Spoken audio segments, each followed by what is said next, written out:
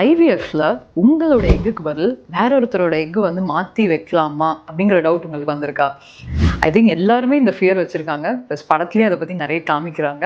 So அதை பற்றி இந்த வீடியோவில் பார்க்கலாம். ஐம் டாக்டர் அஞ்சனா, அனல் fertility specialist, unit at PCR.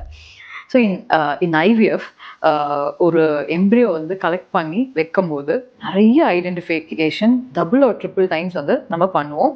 First name, ID number, plus எக்ஸ்ட்ராவாக வந்து பார்கோட் இல்லை வந்து ஆர்எஃப்ஐடி டேக், இந்த மாதிரி வந்து பல வாட்டி செக் பண்ணுறதுக்கு ஐடென்டிஃபிகேஷன் இருக்குது. செகண்ட் வந்துட்டு ஒரு எம்ப்ரியாலஜிஸ்ட்டோ அதை கலெக்ட் பண்ணுறவங்களோ ஒரு இன்டர்நேஷ்னல் ஸ்டாண்டர்ட் ப்ரோட்டோகால் வந்து ஃபாலோ பண்ணுவாங்க. And every dish, every tube, every ஸ்ட்ராலை வந்துட்டு உங்களோட ஐடியை வந்துட்டு லேபிள் பண்ணியிருப்பாங்க. விச் ட்ரூ எம்ப்ரியாலஜிஸ்ட் வந்து எடுக்கும்போது செக் பண்ணி தான் வந்து வைப்பாங்க. இந்த வெல் ஸ்டாண்டர்டைஸ் அக்ரெடிட்டட் சென்டர் இந்த மாதிரி மாற்றுறதுக்கு சான்ஸ் கிடையாது.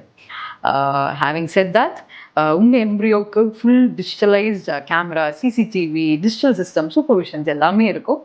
And you can trust us. So வந்து கண்டிப்பாக வேற ஒருத்தரோட எம்ப்ரியோவை மாற்றி வைக்கிறது கிடையாதுங்க.